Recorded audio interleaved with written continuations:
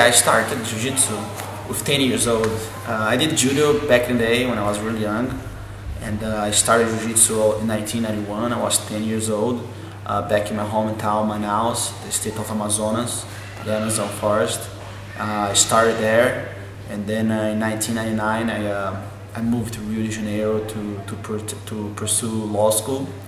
So I did law school for about 3 years, but I decided that the laws that I want to defend is the laws of leverage and Jiu-jitsu. And then I moved to Ohio, United States. That's when I moved there and I started my brother's association. I helped him to start the association. And I stayed in Ohio for about 7 years. Then I moved to California with my brother at the University of Jiu-jitsu, and I helped him build that also. And now I'm in Los Angeles, and now I'm doing my own academy, my own association, and I'm just happy that I'm able to help people through Jiu-jitsu. But when was the first time you went to a club to train Brazilian Jiu-jitsu? Anyone insist or ask you to come, or it was your own idea? No, my brother trained for about, that was a funny story. He already trained for about 6 months, and then what happened, this little kid, it was funny because I did Jiu-jitsu before. I did Jiu-jitsu because in my condo, when we kids, we argue with each other, instead we fight each other, we would roll. We had this little grass in front of my buddy's house, and I said, "Oh, you're mean to me. Oh, okay, let's roll." And then we would roll and just bully each other. We didn't know anything, we just knew how to bend a finger or something like that. And then one day, this little guy, smaller than me, he pulled me to the guard, and he squeezed my neck, and my neck hurt so hard. And I was kind of mad. He said, "Oh, this guy cranked my neck." And then my brother, "Well, because you're lazy, you're getting chubby, you gotta go train Jiu-jitsu." I'm like, "What the heck is Jiu-jitsu?" And then I bought a gi, my mom bought me a gi, and then I went there. We were like 20 kids in a little room just learning how to fight each other, and since then I never stopped.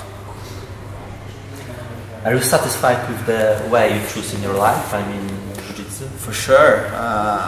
I don't think, it's funny, I always like to follow what God gives to me, I don't think I would do anything else. I tried, I was okay in law school.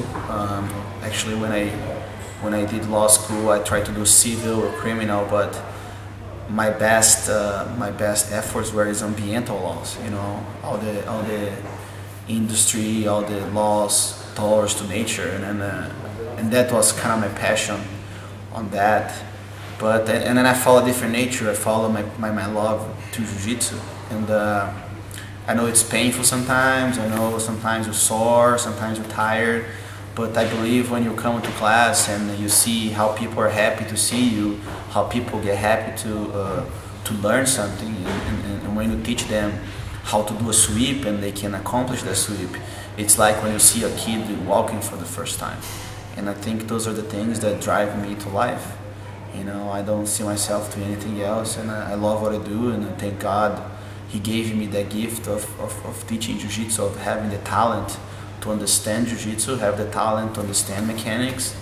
I was good in physics back in high school anyway, and I was good in geometry, and I think that suits for everything that the way I see Jiu-jitsu, the way I see weights, the way I see angles. I think all of this helps, and I think I have a good talent for this, and I'm really happy that God gave me that gift, and I'm able to pass this gift along to people, and with a lot of honesty, with a lot of heart, and I just hopefully I can help the world be a better place, a kimono by a kimono, belt by belt, and I think that's the secret to do better in the world, and then if tomorrow I die, I know that I did the best that I could do. I'm a great champion, and I think I'm a great example to the generations to come. And I don't see myself doing anything else. I'll be crippled in a wheelchair, and I will still be trying to teach Jiu-jitsu. Unfortunately, you didn't win 2 gold medals during ADCC, and how would you assess your tournament? Oh, I think that was great. I came from a bunch of injuries for the past 3 years. Just moving from San Diego to Los Angeles, a lot of injuries. You know, I think that you know, in my case, I'm always used to win everything that I fight, and sometimes taking a third place, a lot of people, oh, he's not the same. But I think a lot of people would love to be a double third in the EDCC, but I'm not satisfied with my performance because I think I could have done much better. I won't give any excuses for my losses. I lost because it was my own mistakes. I let the fight go to an area that, you know, didn't really support me. But I think overall I felt great. You know, I didn't really have the best training camp that I could, but I didn't get tired. My rest was on point. And I just think I had a silly mistake in my semifinal. I tried to take the guy down 30 seconds to the end. I actually sleep on the mat, and I pull him into the takedown.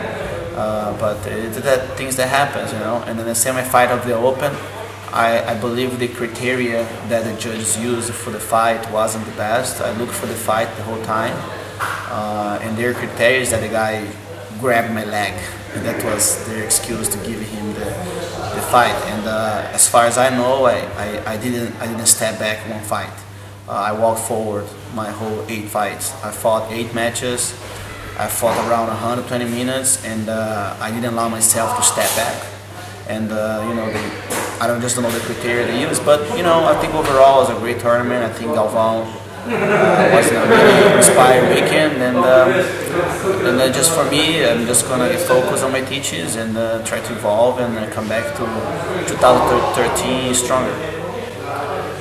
So, who impressed you the most during this EDCC? Who was the best, I think? I think, you know, like regardless, like the mats, they were terrible. I don't believe those mats that they had there, the competition, were the ones suitable for submission wrestling. They're super slippery, and I believe that I think a lot of talent were wasted. But I think Toquinho really impressed me by his physique, by his precision on his heel hooks. Of course, Galvão was strategically perfect. His wrestling was really good. And Leozinho Vieira, I was awesome to see him. Marcelo Garcia, Kron, and I think overall we had a lot of talent on that weekend. You know, but you know, I can see Galvão. He was the best on that day. He beat Toquinho. He beat all the guys that he fought. The Mendes, you know, he's always great to see him. Leozinho, he haven't fought in forever. He goes there, he does a show, and I think all those guys, I think Kron, Leo, Marcelo, Galvão, Mendes, I think they always a show. And I can't really name one, because if I would name one, it would be kind of like, you know, unfair for the others. I think everybody showed a lot of technique. I just believe that the mats, you know, it's a great tournament, but I think the biggest mistake was putting poor mats. I don't think I would put those mats in the backyard of my house to do some grappling. But you know, but I think overall it was a great tournament. Everybody was united. Everybody was willing to do the best. Are you going to start to take part in Mundial in 1 year time? Yes, of course. You know, right now I'm focused on opening my academy. I'm building right now the XANDE RIBEIRO Jiu-jitsu Association throughout the world. I'm getting choirs already, but I'm studying really careful who I want to teach and develop my jiu-jitsu throughout the world. I'm opening my academy in Los Angeles, so I'm in a transitional point right now that I'm more focused on teaching and evolving and learning and running the business the best way possible. And definitely, I'm a warrior. I don't like to stay out of the party. You know what I mean? I'm the kind of guy, if I'm outside the party, I'll jump the wall and go for it. You know, but I have to make sure I'm injury-free and I have the proper training, because I still believe that I have a lot to give to this sport as a competitor, and I have a lot to give as a instructor, as a master. And definitely 2012 is a year that I'm really looking forward to accomplish one more world championship. You're going to start in Mundial, and how your preparations will look like? Well, the way that I train depends what part I am. You know, if I'm far away from my competition, I'm gonna just watch videos and try to see new stuff that people are doing. If there's a new technique, if there's something, and then what I'll do, I'll work a lot on my weaknesses. I pretty much my training is pretty much working on my weaknesses. You know, I work a lot of drilling, a lot of partial training. a lot of specific conditioning drills for escaping positions. Even though in competition I never got mounted, I never got side control in my life. You know, it's in 20 years of competition, I never got mounted, I never got side control from anybody. But I still train this a lot, you know. I do a lot of gripping strength exercise, I do a lot of judo. So, you know, and then when the tournament approaches, and then I get more specific into my training, and then when the names start to come out in the division, and then I kind of sit down with the other black belts and try to analyze some specific new trick they're doing to make sure I can prevent that. But I think overall the strategy is just train hard and impose your game and have no mistakes. The number one strategy is having no mistakes. You know, that's why I like to have my judo grade, because I already eliminate a lot, because when you have good stand-up, the guy on the other side is going to be thinking twice about exchange takedowns. So that's already a good strategy, you know. And then sometimes if the guy is a good guard guy, and then I have to make sure when he pull guard, I let him pull, but I position myself in a way that he doesn't have the advantage of the grips and stuff like that. But of course, when we fight guys like, for example, Roger, that, you know, the level is super high, and then yes, all right, he grabs this way, he walks this way, so we analyze a little bit on that matter. But I think the strategy is not having mistakes, not falling behind in the scorecards. I think that's the number one idea of strategy. And I think today in Jiu-Jitsu, you know, you can strategize a little, but I think the most important thing is just be conditioned and be certain that what you trained is going to work, and that you can apply what you worked. I think that's the main concern. And in my case, I don't care. I fight everybody the same way. I pull guard if I have to. I take down if I have to. I play top if I have to. I'll be a little more careful if I have to. And you know, I always fight the same. You know, I try to keep my jiu-jitsu as invisible as possible. You know, and I believe that a lot of guys, they fight me, they still can't figure me out. And I think that's one of my biggest things. They can't figure me out. They can't know where my weaknesses are. You know, and it's funny because this Abu Dhabi I was fighting, and Roger was coaching the guy, and he was just saying things that are not true. I'm like, oh, you gotta go to this side because he doesn't know how to do this side. I'm like, it's a joke. It's not happening. You know what I mean? Like that means that 20 years after competing so much and having so much footage, they still can't figure what I do. So I think it's a good start of strategy. When you teach people to fight in gi, what are the aspects that you emphasize the most? First, the biggest thing about teaching Jiu-Jitsu is not sometimes teach the technique itself. Is try to make the people understand how to think about it. You know, and I think a lot of people, they teach Jiu-Jitsu the wrong way. They just show techniques, and I think Jiu-Jitsu is something beyond that. All the time that I teach someone, I like to teach them the right way to think about Jiu-Jitsu, the right way to have patience, to understand why the leverage and why the energy exchange happens. You know, because I think to teach a technique where to grab and do it, it's easy, but teach students how to understand it, I think that's the magic behind Jiu-Jitsu. And all the time I teach someone, I try to make them feel the real energy behind it. You know, because when you talk about leverage, you have to talk about power, you have about talking about energy, action, reaction, and those are the things that I really try to emphasize on my teaching. You know, and it depends what type of technique I'm teaching. If the top position, a bottom position, a submission, I try to make them understand the right way to think about it. You know, because a lot of times when you train Jiu-Jitsu, you don't really have time to think about what you're doing. You need to just understand the whole game as a whole. And I have to make sure all the time that I teach, I just don't teach the move. I teach why the move happens and why things happen even before I teach a specific technique. Because sometimes the technique, you may forget about it, but you're never gonna forget how mechanics and how technique works. I think that's the most important thing in my book. Last time, two great Patriot warriors lost their fights in MMA. I mean, Yakar and Roger Gracie. And have you seen their fights, and if so, how were they like, and what kind of mistakes did they make? And because I think in Jacaré's case, I don't think he really lost that fight because the guy really didn't do too much. But I think in that fight, I talked to him personally, and I think he overtrained a little bit. You know, because he was doing the Nogueira brother training camp, he was doing Anderson Silva training camp, and I think he got lost in the middle of that training. You know, which is natural to happen. You know, you want to help your friends, so you end up doing too much for them, and you forget that sometimes you need to rest. And I think that was the first mistake. Second mistake, that I think he wastes too much his energy. You know, when it's a 5-round fight, you have to kind of, you know, measure how much effort you're gonna do in the beginning. You know, I think his stand-up was still way less than I thought it should be right now. I think his footwork a little better. His hands are super heavy, but I believe that you know, he should strategize a little better the fight, and maybe, you know, we know that he can fight for 30 minutes with the same power, but MMA is a really different sport, and I just believe he needs to be more strategic on that matter, and maybe work a little better on his hands, and understand that in a big camp that he has, when he has Anderson Silva and he has Minotauro, he has to understand that he's different than them, that he needs to rest properly, and if he has to step back and take a rest and not be the one training with the guys, it's important for him to understand that.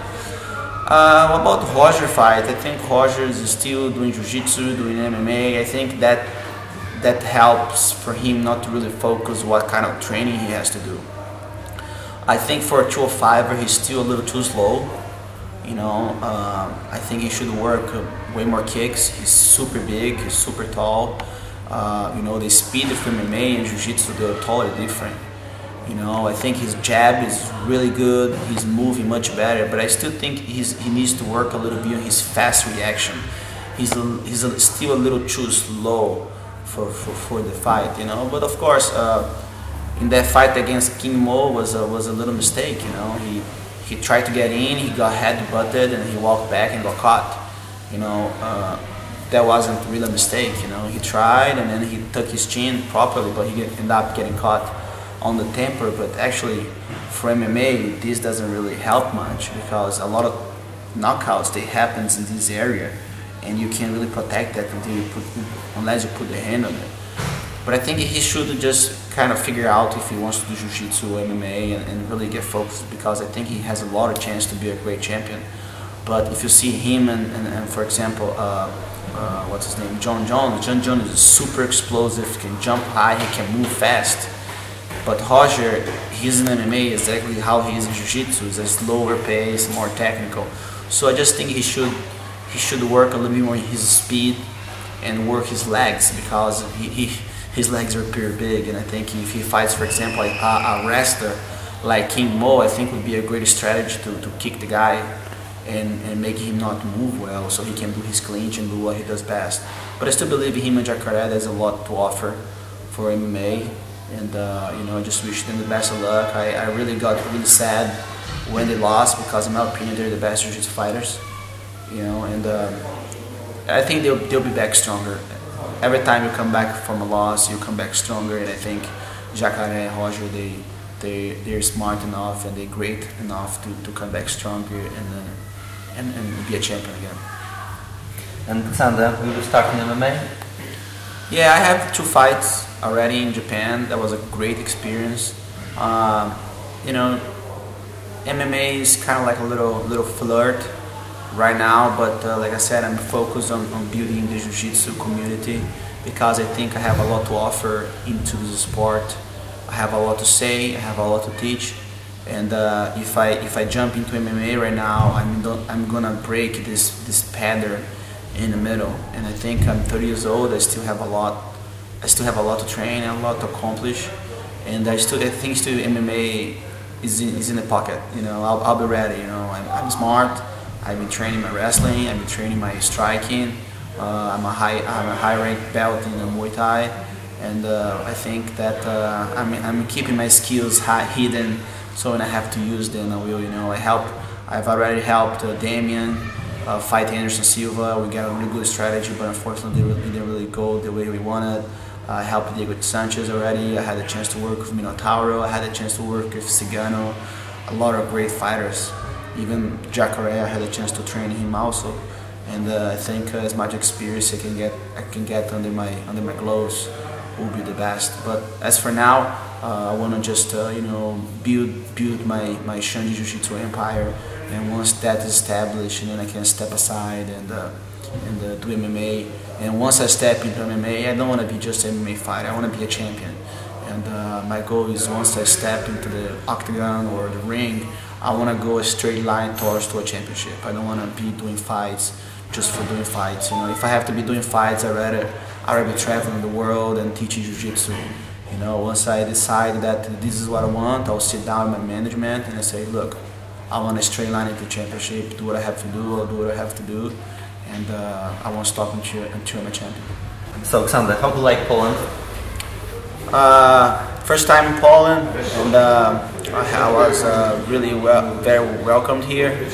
It seems to be a really beautiful city. I didn't really have much time to go around and see the city, but as for the people, as for the food, everything just looked great. I had a really great time here, and really looking forward to come here and spend more time and kind of see the country a little more. And are you going to visit any other European countries during your tournament? Yes, I was in England fighting the World Submission Wrestling Championships, Abu Dhabi. I was in Nottingham and London for a few days, and then I went to Romania, where it's going to be the first XANDE Jiu-Jitsu association in Europe.